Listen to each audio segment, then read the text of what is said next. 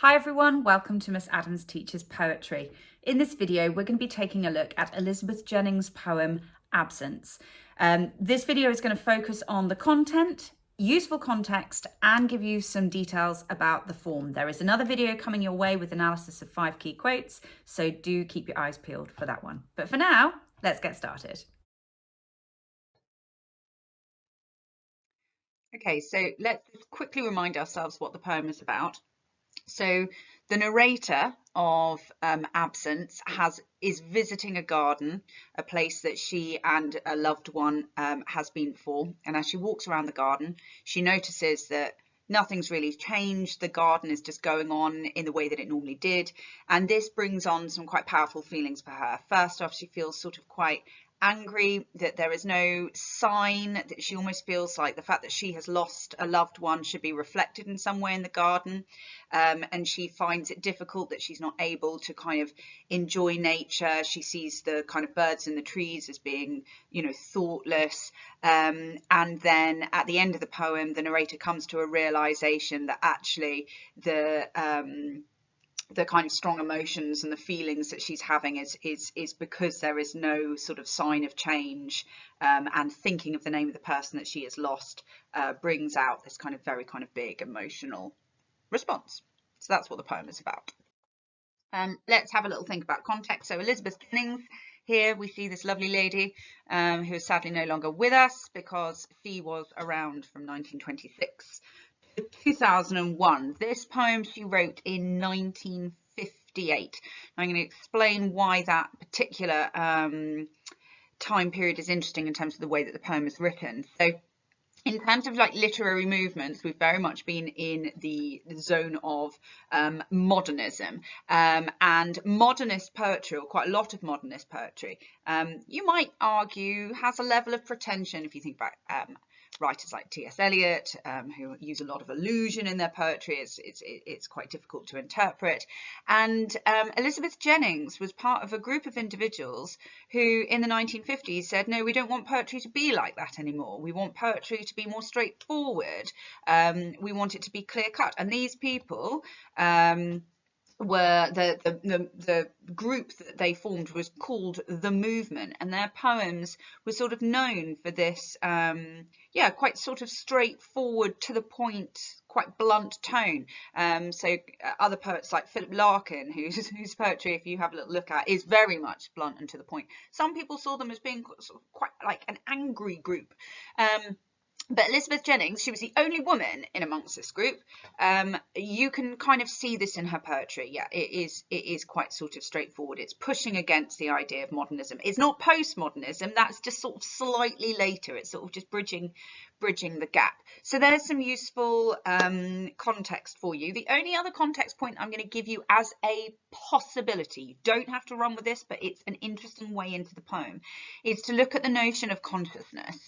So Freud, good old Sigmund Freud, let's go with one of his safe theories.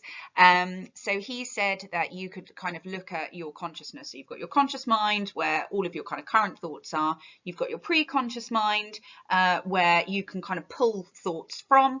So if I said, what did you eat for dinner last night? And you think, oh, spag bol. That wasn't in your conscious brain 5 minutes ago, but you got it from your pre-conscious brain.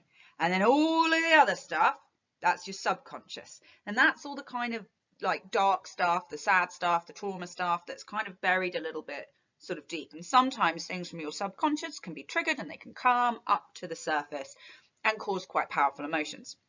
And you'll see why that's relevant in the poem shortly. Okay, last little bit on this video is about form. I always like to do a bit of form before we get into the language analysis. So the first thing to be aware of is this is called a lyric poem. So that's the type of poem it is. So quite a kind of clear sense of sort of rhythm and movement, quite musical in its form. So we've got 3 quintets, so that's 5 line stanzas. We've got our 3 here, all the same. And you'll notice that it is an ABABA rhyme scheme, okay?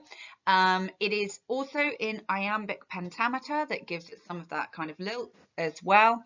So all of this is quite sort of straightforward and regular. There's one little moment of half rhyme that everyone gets very upset about, and that is in this moment, force and grass. So there you go. There's your little moment where your rhyme scheme is broken, force and grass.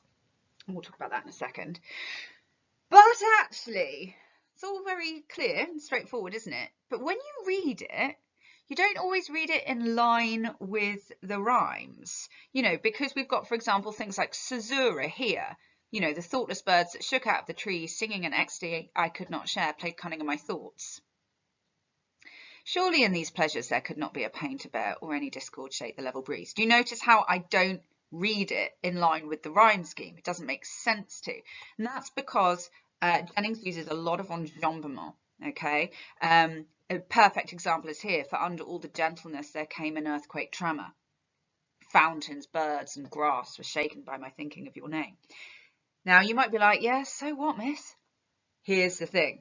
This is a poem about the ordinary and the extraordinary. It's about the whole idea of life being a certain way, normal, measured, well-tended, usual, steady jet. There's a kind of sense of monotony. So you've got this idea of like the rules, yeah? So that's why we've got ABAB rhyme scheme, 5-line stanzas, iambic pentameter, all of these things are straightforward. But then actually those rhythms and those rules are broken. Yeah, they're broken by enjambement, they're broken by half rhyme. It's no coincidence that the break in the rhyme is here, as there is an earthquake tremor. Yeah, an earthquake tremor obviously being about her massive emotional feelings at this moment. So, clever Jennings, the form seems rigid until you read it and then you break the pattern, because that's what grief is all about. It's about unpredictability and things coming to the surface when you don't expect them. Isn't that great? That's it from me. Thank you very much for watching. Another video is coming your way that is going to look at 5 key quotes and give you some analysis. So stay tuned for that. Subscribe if you haven't already, particularly if you found this video helpful. Thanks so much. Happy revising.